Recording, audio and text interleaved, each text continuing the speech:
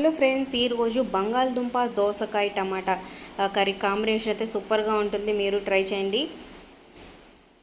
ఒక medium size దోసకాయకి 2 చిన్న బంగాళదుంపలు తీసుకోండి. అలాగే ఒక మీడియం సైజు ఉల్లిపాయ. ముందు కుక్కర్లో అయితే చాలా ఈజీగా అయిపోతుంది. మామూలు విడిగా వండుకుంటే కొంచెం టైం పడుతుంది ఉడకడానికి.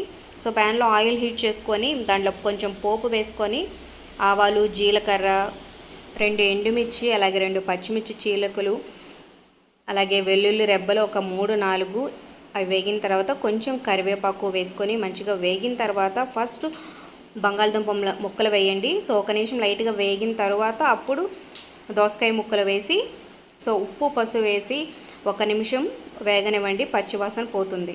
మా ఛానల్ మొదటిసారి చూస్తున్నట్లయితే మరిన్ని ఇంట్రెస్టింగ్ వీడియోస్, రెసిపీస్ కోసం సబ్స్క్రైబ్ చేసుకొని పక్కన బెల్ ఐకాన్ని ప్రెస్ చేసి ఆల్ అనే నోటిఫికేషన్స్పై క్లిక్ చేయండి. ఒక లైక్ చేసి మా ఛానల్ని ఎంకరేజ్ చేయండి. సో 1 నిమిషం మంచిగా వేగిన తర్వాత కొంచెం కారం కూడా వేసి కలిపి పెట్టండి.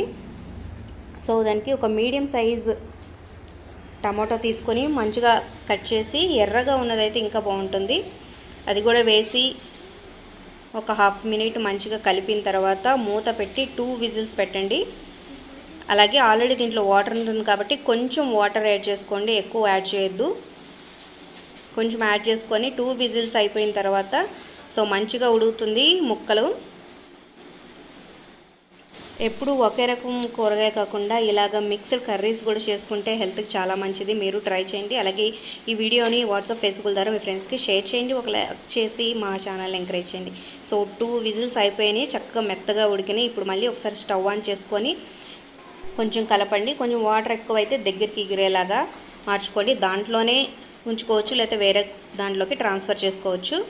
చూడండి, చక్కగా ఎర్రగా మంచిగా ఉడుకుతూ పుల్లగా కారంగా చాలా టేస్టీగా ఉంటుంది. మీరు ట్రై చేయండి. ఈ వీడియో లైక్ చేసి మీ ఫ్రెండ్స్కి షేర్ చేయండి.